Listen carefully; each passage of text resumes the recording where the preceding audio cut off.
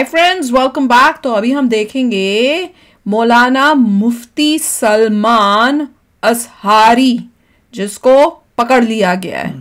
अब भैया ये न्यूज़ बड़ी आ रही है और पूरा कहानी पता नहीं है मुझे, तो आई एम होपिंग कि इसकी कहानी क्या है ये इस वीडियो में पता चले। अगर नहीं पता चलेगी तो आप लोग बता देना। जहाँ तक मुझे समझ में आया, इसने कुछ कोई भाषण वाषण उस टाइप का दिया था, हेट्रेड वाला या उस टाइप से, जिसकी वजह से इसके ऊपर FIR हुई या कुछ। फिर पुलिस लेके गई और वहाँ पे सारे लोग इकट्ठे हो गए जब पुलिस लेके गई इसको।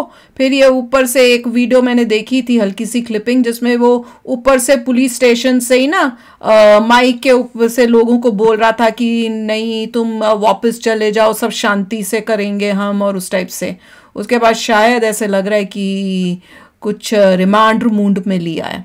अब पूरी डिटेल मुझे नहीं पता। तो चलो वीडियो शुरू करते हैं। वीडियो शुरू करने से पहले अगर आप चैनल पर नए हो और आपने अभी तक सब्सक्राइब नहीं किया तो जल्दी से पहले सब्सक्राइब के बटन और बेल आइकन को क्लिक कर लो, ताकि आपको हमारे सारे न्यू वीडियोस के नोटिफिकेशन मिल जाएं जैसे हम अपलोड करें। अगर आपको वीडियो पसंद आता है प्लीज लाइक एंड शेयर। चलिए शुरू करते हैं। इन्हें समझाओ, इन्हें लगाम दो, इन्हें समझाओ, उन्हें बनना इन्हें यह भी बता देना कि तुम ऐसा बोलना नहीं जानते जैसा अल्हम्दुलिल्लाह हम बोलना जानते हैं। मुसलमानों ना घबराओ, घबराओ, इस तरह करके बोलेगा। खुदा की शान बाकी है, खुदा की शान बाकी है, करबला का मैदान बाकी है। वहां तो वैसे मुसलमान को मार रहा था, लेकिन 60% भी हिंदू कहने लगा ना, अभी तो कुरुक्षेत्र का मैदान बाकी है। हाँ तो साहब, एक सलमान अजहरी, जिसका नाम बताया जा रहा है मौलाना मुफ्ती सलमान अजहरी, वो अपने बयान की वजह से चर्चा में है। 31 तारीख को उसने जूनागढ़ में एक बयान दिया जिसको भड़काऊ बयान बताया जा रहा है। तो उसको पकड़ने के लिए गुजरात की ATS मुंबई आई और मुंबई से पकड़कर ले गई। इस पर जाहिल आजम के प्रवक्ता ने क्या बयान दिया और कैसे रफू किया ये दिखाता हूं। उसके बाद एक मौलाना ने क्या कॉमेडी करी वो दिखाता हूं। उसके बाद बताता हूं कि उसने बोला क्या था। हाँ, पूरा बताऊंगा क्या बोला था। बीप बीप नहीं करूंगा, कुछ नहीं करूंगा, मुझे नहीं जरूरत है। पहले ओरिजिनल बताऊंगा वो बात क्या है, फिर ये बताऊंगा उसको उसमें तब्दीली कर कर उसने क्या बोला, और बाकी फिर कुछ गुण और कुछ विशेषताएं, कुछ USP बताऊंगा ऐसे लोगों की। तो देखिएगा, इंटरेस्टिंग सा वीडियो है। एक मौलाना को इसमें देखिएगा, बड़ा मजा आएगा।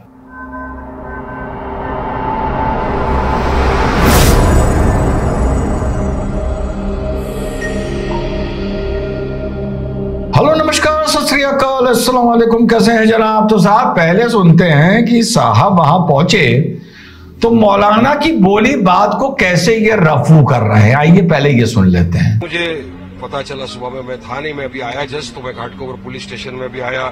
मुफ्ती सलमान अजहरी साहब से मेरी मुलाकात हुई, मैंने उनसे बात की। उन्होंने बताया वारिस साहब 31 तारीख को जूनागढ़ में जो उनका एक जो बयान हुआ था, तो वो उनके बयान में उन्होंने कहा कि मैंने किसी की भी हमारे हिंदू भाइयों की ना भावना को ठेस पहुंचाई है, ना किसी धर्म विशेष के अगेंस्ट मैंने कुछ बोला है। बस वहां पे एक भाषण था, एक अशार था, वो मैंने पढ़ के सुना दिया। फिर यहाँ आने के बाद उनको पता चला कि कुछ केस हो गया है। जी, एक अशार था, यानी कपलेट था, एक दोहा था, वो मैंने सुना दिया है। वो क्या दोहा था ओरिजिनल ये भी सुनाऊंगा, इन्होंने क्या चेंज किया पूरा सुनाऊंगा। देखिए, जब भी कोई गलत बात कोई फ्रिंज हिंदू एलिमेंट बोलता है तो उसकी हिंदू आलोचना करने सामने आ जाता है, और जिसको राइट विंग का कहा जाता है वो भी कहता है कि नहीं, ये गलत बात बोली गई है, गलत बात बोली गई है। अगर जैसा जंतर मंतर पे बोला गया था कि मुल्ले कूटे जाएंगे, काटे जाएंगे, राम राम चिल्लाएंगे, गलत बात थी, गलत बात थी।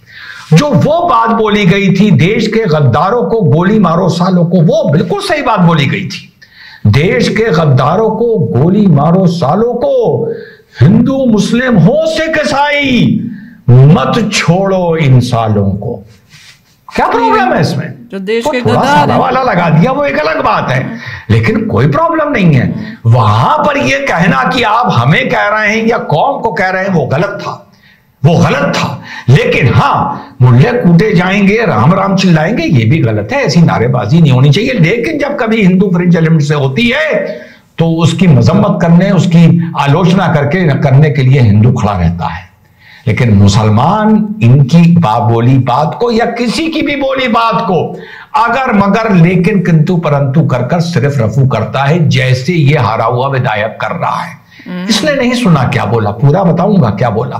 अब आगे थोड़ी सी कॉमेडी अभी दिखाता हूं कॉमेडी। ना छोड़ा तो उनकी लाशें भी मदीने कभी नहीं आई। हाय हाय हाय, क्या बात है मियां, वाह वाह वाह। ये बात इस वजह से कर रहा हूं, हम अमन पसंद हैं, मुल्क से मोहब्बत करते हैं, मगर अगर हमारे उलमा के साथ ये ज्यादती होगी तो बर्दाश्त नहीं की जाएगी। वाह वाह वाह। जो हजरत मुफ्ती सलमान अजहरी साहब के साथ हुआ है, हम सब उनके साथ हैं। एक मिनट, हर हाल में उनके साथ हैं। और सुनिए, उन्होंने इशारे किनारे में जो भी कुछ कहा, कोई इतना गलत नहीं कहा। उन्होंने इशारे में जो कहा इतना गलत नहीं कहा। अभी सुनाऊंगा क्या कहा। इन्हें समझाओ, इन्हें लगाम दो, इन्हें समझाओ, उन्हें बनना, इन्हें यह भी बता देना कि तुम ऐसा बोलना नहीं जानते जैसा अल्हम्दुलिल्लाह हम बोलना जानते हैं।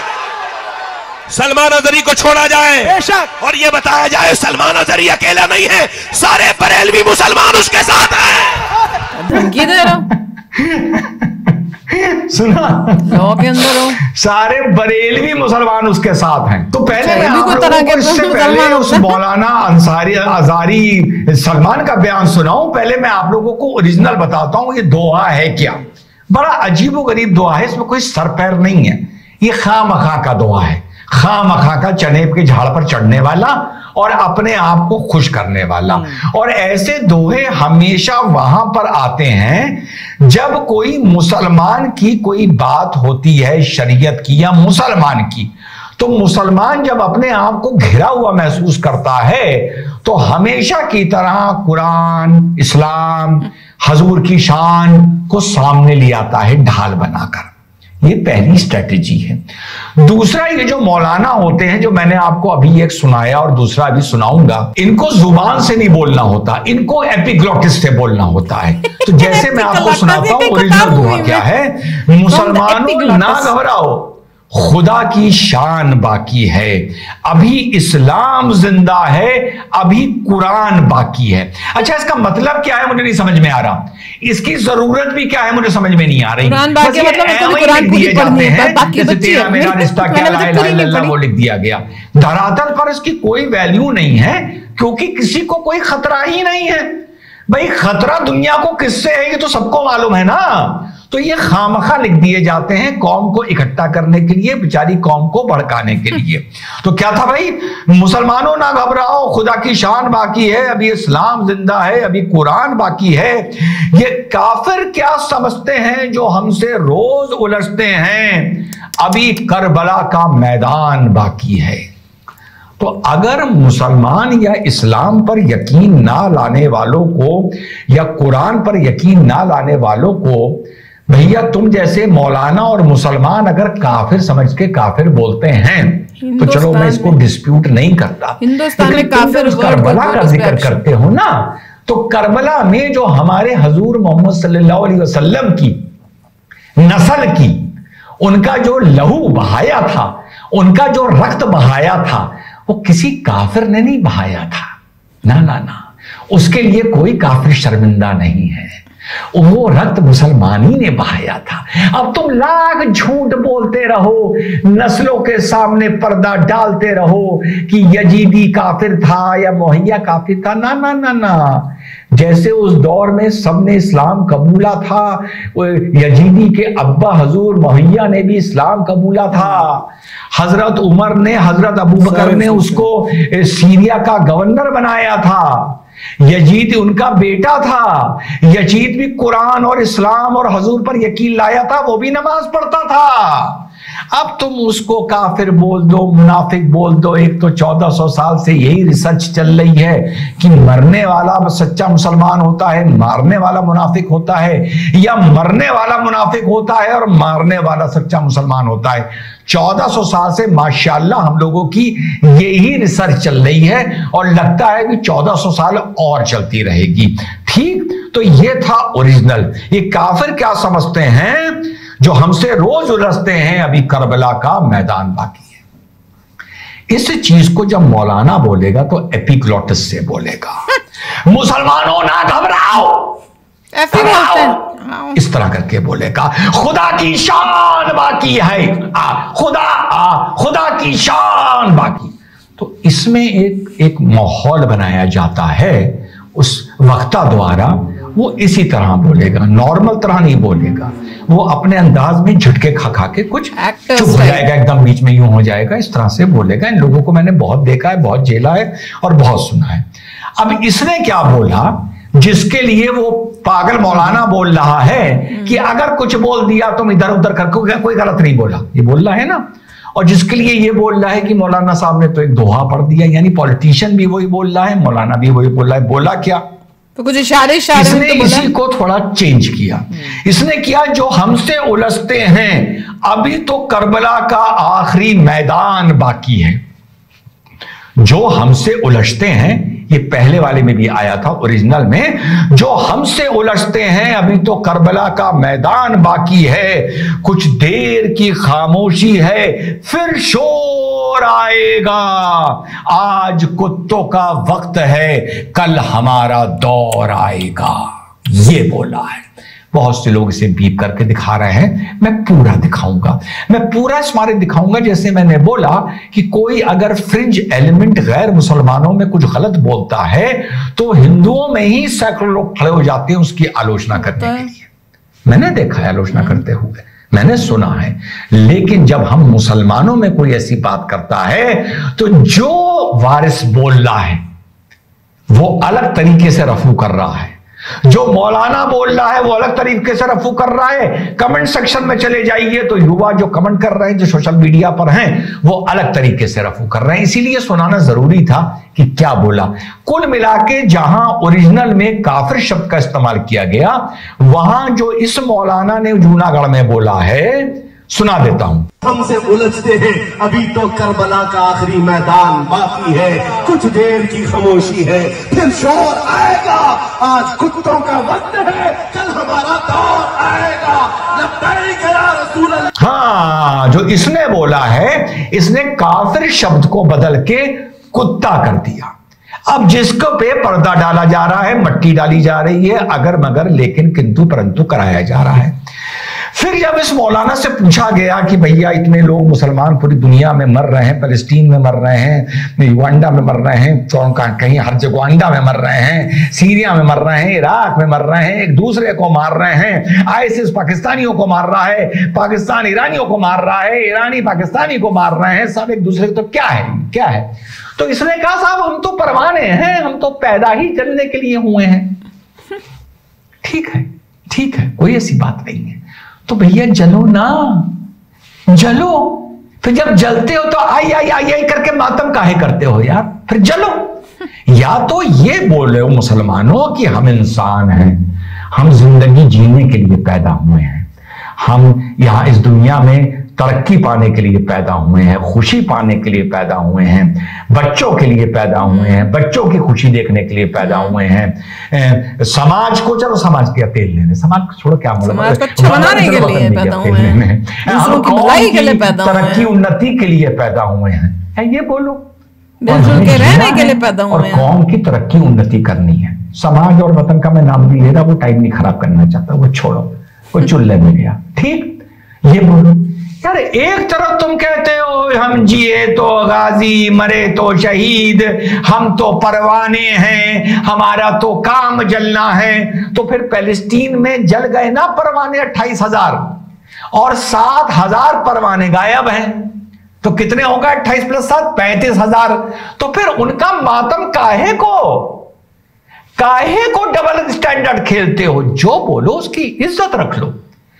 अगर पागलपन भी है तो पागलपन की ऐसा कुछ कर दो कि पागलपन की इज्जत हो जाए कि साहब देखो, मुसलमान का, अगर मुसलमान जिंदगी से मोहब्बत नहीं करता, वो अपने हजूर, अपने अल्लाह से मोहब्बत करता है। ये जिंदगी सिर्फ 4 दिन की है जो इबादत के लिए मिली है, असली जिंदगी तो ऊपर है। या तो ये बोलो, और फिर मरने जलने कटने का मातम ना करो, कहो ये तो जिंदगी बेईमानी है, ये तो जिंदगी ही नहीं है। या तो ये बोलो। और अगर मरने जलने कटने का मातम करते हो और अफसोस होता है और दर्द होता है, तो उस हिसाब से बातें बोलो, उस हिसाब से नस्ल को तैयार करो, उस हिसाब से तकरीरें करो, उस हिसाब से मौलाना चुनो। भाई कोई गलत बात कह रहा हूं क्या? यानी दोनों तरफ चलोगे, एक तरफ अस्तीने चढ़ा के दादागिरी करोगे और कहोगे मौत से नहीं डरते, मरने से डरते, जलने से नहीं डरते, हमें जिंदगी तो 4 दिन की है, वो इबादत के लिए मिली है, बाकी जिंदगी तो ऊपर है जन्नत की। एक तरफ तो ये बोलोगे और दूसरी तरफ आई करोगे। यार ये कौन सी स्ट्रेटेजी है यार? ये कौन सी बात? हम तो खुद ही सोचते। अगर बोला है तो फिर उसको निभाओ एक कौम की तरह। वैसे मैंने तो कल बोला, दूसरों को पागल बनाने वीडियो में बोला, भैया मैं अल्लाह से भी डरता हूं, मैं कानून से भी डरता हूं, मैं देश के आईन से भी डरता हूं, मैं पुलिस से भी डरता हूं, मैं कोई गलत काम करो पुलिस मेरे घर आके घंटी बजाते उससे भी डरता हूं, पुलिस मुझे गिरबान पकड़ के जीप में डाल के थाने ले जाए मुझसे भी डरता हूं, मैं अगर कोई ऐसा काम करूं और मेरा घर अगर पूरा नक्शे के साथ नहीं बना हुआ है, बुलडोजर आके बुलडोजर चलेगा तो मैं उससे भी डरता हूं।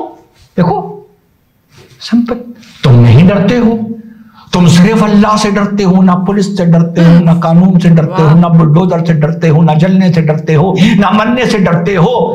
तो फिर रिजवान हाय हाय हाय हाय करे तो समझ में आता है, क्योंकि भैया रिजवान तो कह रहा था वो डरता है, पूरी एहतियात कर रहा था, गलती हो गई, बुलडोजर आ गया, डंडे पड़ गए तो आइएगा। तुम तो डरते ही नहीं हो किसी से, तो फिर ऐसी बातें क्यों करते हो? शान से जियो, कुटो, मरो, जलो, पिटो, बुलडोजर चले, क्या फर्क पड़ता है? तो यही बस मेरा एक पैगाम है कि मौलानाओं से बैठ के एक बार, मैं तो इनकी तकरीरों में बहुत हो आया। जब 10-11 साल का था तब जाना शुरू कर दिया था, तब जाना इनकी तकरीरों में। फिर मुझे लगा, मैंने कहा यार ये क्या बोलते हैं, ये क्या बोलते हैं यार, ये तो यार पागल बना देंगे मेरे को, हैं? तब मैंने जाना छोड़ा। पर जिसको भी शौक है इनकी तकरीरों का, आज शाम को घर में मीटिंग कर लो और तय कर लो कि हम डंडे से, बुलडोजर से, पुलिस से, कानून से, मौत से डरते हैं या नहीं डरते हैं।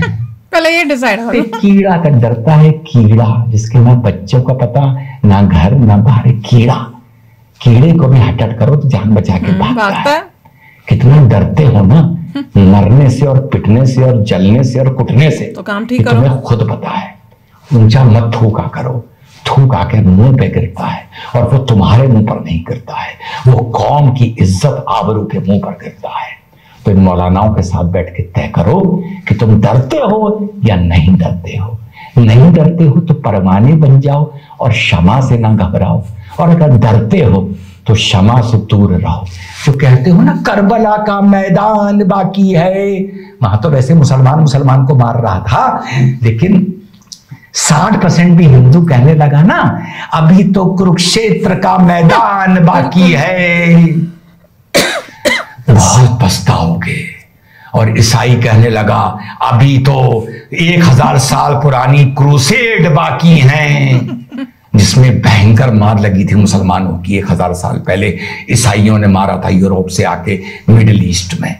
तो इस तरह की बातें ना करो, इस तरह के मैदान सबके पास है बताने के लिए। हिंदू कुरुक्षेत्र का गाना गाने लगा ना तो बड़ी प्रॉब्लम में पड़ जाओगे। जय हिंद, वंदे मातरम, खुदा हाफिज। तो अब पता चल रहा है कि किस टाइप के भाषण देते हैं। तो भैया ये सब सुन के ही कहूंगा कि लोगों को डिवाइड कर रहे हैं ये लोग, डिवाइड अपने गेन के लिए। ये लोगों को डिवाइड करें इंस्टेड कि अपने लोगों को बोले देखिए आप लॉ एंड ऑर्डर को फॉलो करिए, खुद ही नफरत पैदा करें, अच्छे नागरिक रहिए, देश को आगे लेके जाइए, पढ़ाई लिखाई करिए, अच्छे ये काम बोलेंगे। करिए। ये सब बोलने के बदले जो उत्साह रहे हैं लोगों को ये कर देंगे वो कर देंगे, वो लोगों को गलत डायरेक्शन में ले जा रहे हैं। क्योंकि लोग इनकी बातें सुन के लॉ एंड ऑर्डर ब्रेक करेंगे और सीधा उनका करियर समाप्त, लाइफ खत्म, सब कुछ खत्म। फैमिली पूरा परिवार बदनाम होएगा। क्योंकि जो गाइड करने वाले हैं ये सब यही गलत है, वही गलत है। लोगों को उत्साह रहे हैं कि लॉ एंड ऑर्डर को ब्रेक करो। नहीं, और इनका देखना चाहिए कनेक्शन कहाँ का है। जो इस तरह से हमारी देश में बैठ के इस टाइप की काफिर या इस टाइप के वर्ड्स यूज करते हैं, इनसे इनका पूरा हिस्ट्री निकालो। से तो कनेक्शन हाँ, नहीं है, वही तो समझ रहे हो ना कि पाकिस्तान और इन टाइप से लोगों के किनके साथ कनेक्शन है, क्योंकि जो ये काम कर रहे हैं इनका कनेक्शन होने के चांसेस बहुत ज्यादा जो भी जिस तरीके से स्पीच दे रहा था उसका ये था कि किसी तरीके से लॉ एंड ऑर्डर ब्रेक हो, नफरत डालने के लिए और लॉ एंड ऑर्डर ब्रेक करके उसको क्या प्रॉफिट होना है हु नोस, बट वो पावर में आना चाहता है, लॉ एंड ऑर्डर ब्रेक करना चाहता है। क्या पता हमें इसका तो अच्छा है, इसीलिए उसको अरेस्ट कर लिया। हाँ? और गुजरात से स्पेशली आई है पूरी टीम, पता नहीं गुजरात की कह रहे हैं, पता नहीं गुजरात से, मेरे को लग रहा है मुंबई आई है, महाराष्ट्र शायद आई है, कंप्लेंट फाइल की होगी गुजरात में। तो अब ये गुजरात पकड़ के लेके गए होंगे जहां तक मुझे लग रहा है, पता ना आप अगर आपको डिटेल्स पता है। पर अच्छा इन्होंने समझाया, देखो यही अगर कोई एक और दूसरे रिलीजन का कोई बोले तो इनको बड़ी तकलीफ होगी, पर जब तुम्हें एक मुस्लिम ही तुम्हें बता रहा है तो भैया जो समझदार मुस्लिम है वो समझेंगे। वो कह रहे थे पहले मैं भी जाता था ऐसे लोगों के वहां, फिर मैंने कहा भैया मेरा तो दिमाग खराब हो जाएगा। सच्ची में कोई थोड़ा सा भी समझदार हो, अगर वो कह रहे मैं बचपन में जाता जब मैं 8, 9, 10 साल का था, अगर वो बच्चा समझ पा रहा है कि भैया मेरा ये दिमाग खराब कर देंगे, तो ये सब जो बाकी दुनिया इतनी बैठी हुई थी, तुम्हारा क्या दिमाग नहीं है क्या? तुम हकीकी तुम देखो तो मतलब तुम्हारा दिमाग खराब हो चुका है, इसका मतलब ये है तुम्हें इतनी समझ ही नहीं थी।